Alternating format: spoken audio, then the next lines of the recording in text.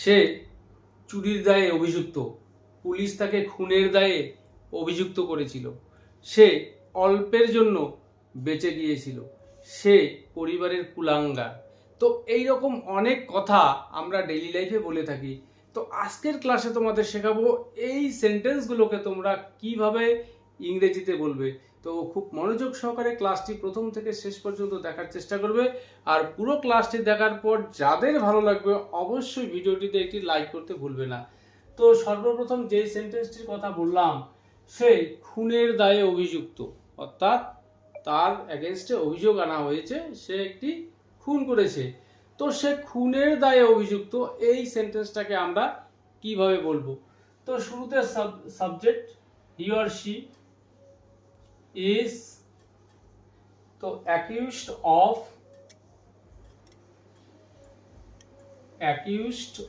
Of কিসের দায়ে অভিযুক্ত? সে খুনের দায়ে অভিযুক্ত। He is accused of murder. He is accused of murder, অর্থাৎ সে খুনের দায়ে অভিযুক্ত।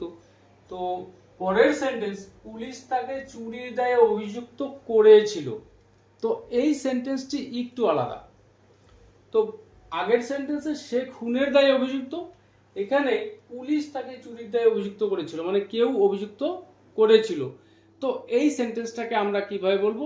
এটি সিম্পল পাস্ট টেন্সে রয়েছে সেন্টেন্সটি। তো দ্য পুলিশ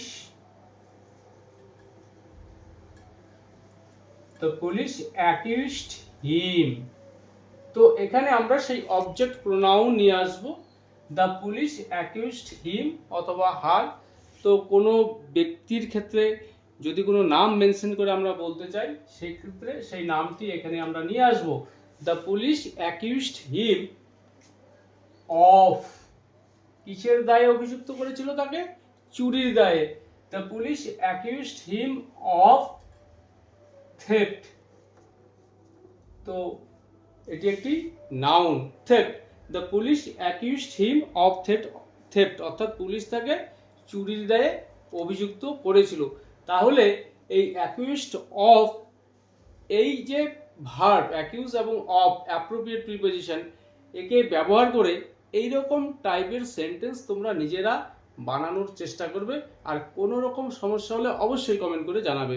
তো পরের সেন্টেন্স, তিনি ছেলের দোষের প্রতি অন্ধ, অর্থাৎ ছেলের দোষ দেখেও তিনি দেখেন না, দোষের প্রতি অন্ধ। তো এই সেন্টেন্সটাকে আমরা কিভাবে বলবো?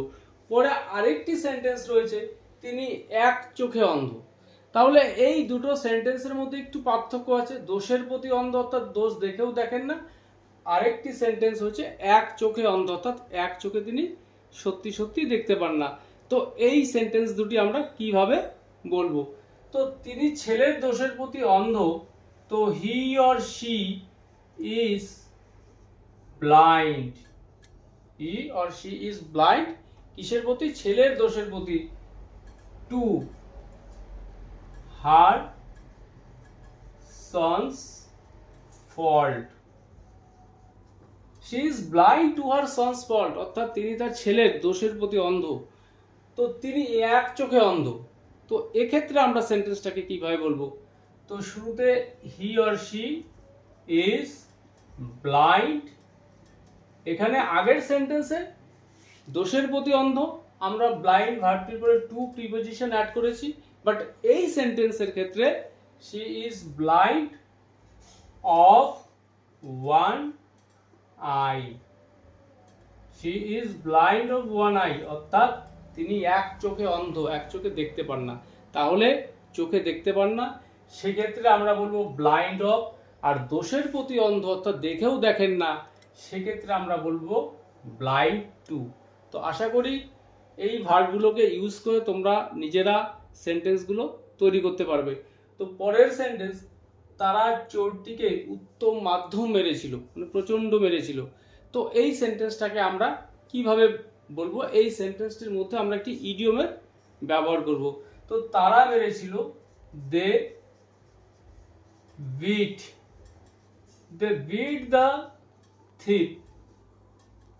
দে বিট দ্য থিপ, তারা চোরটাকে মেরেছিল কিরকম, উত্তম মাধ্যম, ব্ল্যাক অ্যান্ড ব্লু। তো তাহলে তারা চোরটাকে উত্তম মাধ্যম মেরেছিল, they beat the thief black and blue. তাহলে ব্ল্যাক অ্যান্ড ব্লু এটি একটি ইডিয়ম, এর অর্থ হচ্ছে প্রচন্ড প্রহার। পরের সেন্টেন্স, সে পরিবারের কুলাঙ্গার, মানে পরিবারের যা ছিল খ্যাতি নামযশ সব তিনি ডুবিয়েছেন, পরিবারের কুলাঙ্গার। তো এই সেন্টেন্সটাকে আমরা কিভাবে বলবো? তো he is a black sheep, is a black sheep.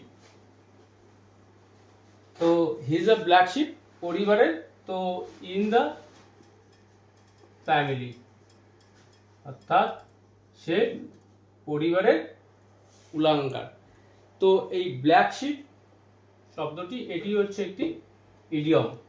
তো পরের সেন্টেন্স, সে অল্পের জন্য রক্ষা পেয়েছিল, বা অনেক সময় আমরা বলে থাকি এক চুলের জন্য বেঁচে গিয়েছিল। তো এই যে অল্পের জন্য বেঁচে যাওয়া বা এক চুলের জন্য বেঁচে যাওয়া, এই সেন্টেন্সটাকে আমরা কিভাবে বলবো? তো হি escaped a hair breadth, is escaped a hair breadth। তাহলে এ escaped a hair breadth, এই hair breadth কথার অর্থ হচ্ছে এক চুল বা অল্প।